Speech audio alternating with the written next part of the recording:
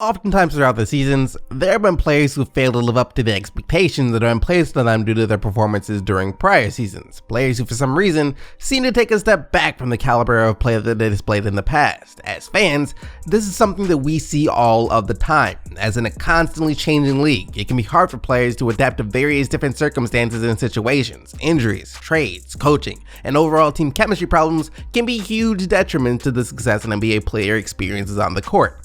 And that is what we're going to be taking a look at today. 4 NBA players who didn't have the best season last year that I expect to try and prove themselves this upcoming season. So without further ado, let's get right into it. When Gordon Hayward originally signed with the Boston Celtics during the summer of 2017, it was a big deal. The Celtics were fresh off adding one of the league's best point guards to the roster in Kyrie Irving, and had just drafted a player who many were very excited about in Jason Tatum. With the Cleveland Cavaliers scrambling to try and remain competitive in order to entice LeBron to stay, this was the season that Boston seemed poised to finally put an end to LeBron James' time atop the East. With a starting lineup of Kyrie Irving, Jaylen Brown, Gordon Hayward, Jason Tatum, and Al Horford, combined with one of the deepest benches in the league, the Celtics were seen not only as a threat to dethrone LeBron in the East, but also as a threat to the championship Golden State Warriors themselves. It was hard to imagine Boston not being one of the best teams the league would have to offer.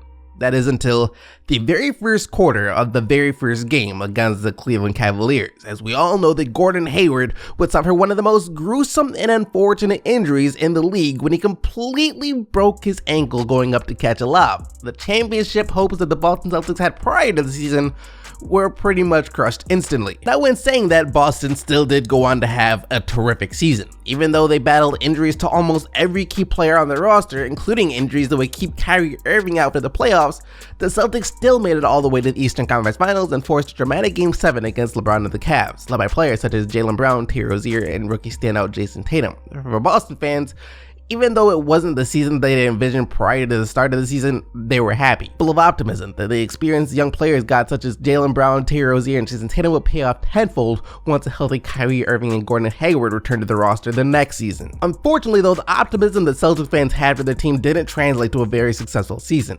The team who had developed an identity for being one of the scrappiest and most cohesive units in basketball was plagued by ego, poor leadership, and a massive overlapping of talent. Jaylen Brown didn't make the offensive leap that most expected him to make. Jason Tatum's growth stagnated from year 1 to year 2. Kyrie Irving was preoccupied with calling out his younger teammates, and Gordon Hayward was still clearly dealing with the lingering effects of such a major injury. As even though he was once an all-star and a 20-point per game scorer, Hayward's first full season with the Celtics saw him average just 11.5 points per game. Eventually, head coach of the Celtics, Brad Stevens, decided it was best if Hayward didn't even start for the Celtics anymore, opting to bring him off the bench in hopes they would be able to focus more on simply finding his offense with the second unit. And it worked for some nights, as Hayward would sporadically explode for a game here or there, looking like he had finally regained his all-star form. Most nights, however, it was hard to tell that Hayward had ever been an all-star at all, and the Boston Celtics as a whole would go on to be one of the most disappointing teams that the league would have to offer. This year though, I expect things to be quite different for both the Boston Celtics as well as Gordon Hayward. With both Kyrie Irving and Terry Rozier leaving the team, the chemistry problems that the Celtics faced last season should not persist. As for Hayward, he will have had a full summer to work on his game and get back to his all-star form. At 34 years old, Chris Paul's best days are undeniably behind him. That's just how things work. Players get old and are unable to play at the same level they were when they were a bit younger. Regardless of that though, the year that Chris Paul had last season for the Houston Rockets is by no means an accurate representation of what the guard is capable of.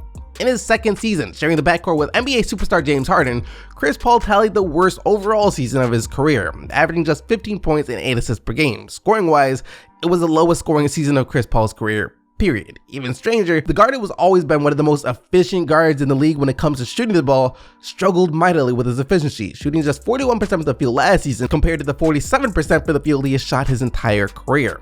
And after the Rockets lost to the Warriors in the playoffs yet again, there were mumblings that Chris Paul and James Harden were no longer getting along as well, with reports saying that Chris Paul wished that he had been able to facilitate the Rockets' offense more, since this was the first time in his career that Paul found himself off the ball, as opposed to being the guy with the ball in his hands all of the time. This year though, Chris Paul won't be sharing the backcourt with another ball-dominant guard. Instead, while it's widely assumed that he will be traded at some point, For now, it's looking like he will at least be playing a portion of the season for the rebuilding Oklahoma City Thunder. And just taking one look at the Thunder's roster, it's clear to see that while they for sure won't win many games, Chris Paul should once again be able to show the league that he is still one of the better floor generals that the NBA has to offer, hopefully enticing a team more serious about competing right now to roll the dice on trading for the future Hall of Fame point guard, regardless of the fact that he will be owed $40 million by the time he turns 38. There was once a time when Hassan Whiteside was one of the most hyped players in the NBA, being a player who ever since he was drafted bounced around from team to team and in and out of the G League and even spending some time overseas.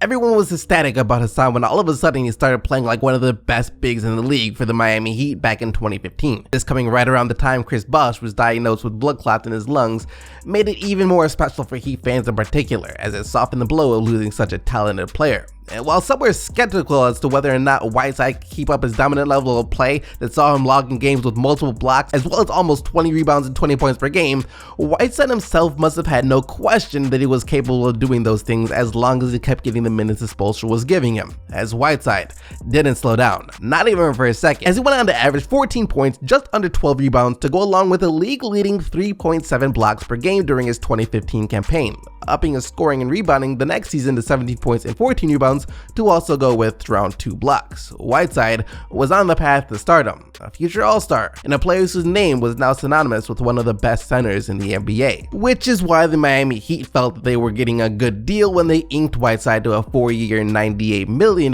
deal during the summer of 2016, a move that they would for sure later regret, as immediately after Whiteside signed that deal with the Heat, his production and his favor amongst Miami's head coach Erik Spoelstra started to plummet. Whiteside wanted to be more of a focal point in the Heat's offense, showcasing his ability to stretch the floor and make threes during a series of videos that he would post to his social media over the summer. However, that's not something that the Heat themselves were willing to try out, and with Whiteside also beginning to gamble way too much on the defensive side of the floor in order to chase blocks, he quickly started to fall out of Miami's rotation in favor of Kelly Olynyk. Rock bottom for Whiteside coming during the first round of the 2018 playoffs, as when the Heat needed Whiteside the most in order to try and defend Joel Embiid, Whiteside was nowhere to be found, as the effort he was giving on the court was a clear indicator that he no longer wanted any part of helping Miami succeed. Which is why I guess it's a good thing that he isn't on Miami anymore, as after a full season of wanting to be traded but being regarded as untradeable due to the size of his contract, Whiteside has found a home in Portland alongside one of the deadliest backcourts in the league. And for Whiteside, whose contract is set to expire at the conclusion of the 2019-2020 season, this could be his last chance to show that he can still be a difference maker on the court. And that is why I fully expect him to buy into whatever role the Blazers ask of him, and once again prove that he can be one of the better centers that the league has to offer. For the past 2 seasons, Andrew Wiggins has single-handedly been the most disappointing player in the NBA, a player who coming into the league was being heralded as the next Kobe, which for the couple seasons in his career didn't seem like the most outlandish comparison in the world. While it may have triggered some of the most diehard Kobe fans into saying that there will not be another Kobe, the production that Wiggins was able to put out, especially on the offensive end of the floor, indicated that at the very least that he'd be one of the best scorers the league had to offer, just like Kobe was during his time playing the game, upping the scoring in each of his first 3 seasons from just under 17 points per game as a rookie to over 23 points per game by the time his 3rd season came to an end. He was by no means a perfect or well-rounded player,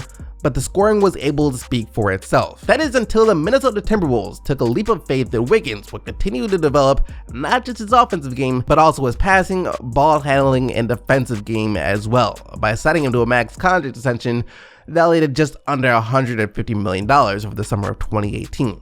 Unfortunately for Minnesota, their faith that Andrew Wiggins will continue to improve his all-around game hasn't paid off yet, as instead of getting better after he signed the extension, Wiggins started to regress. His defense and passing abilities stayed relatively the same, but his scoring, the one part of his game that was thought to for sure be one of the more polished aspects of his game, took a plunge. As for the next 2 seasons after he signed the extension, Wiggins was only able to average around 18 points per game. And at first, some thought it was because he was now sharing the backcourt with Jimmy Butler.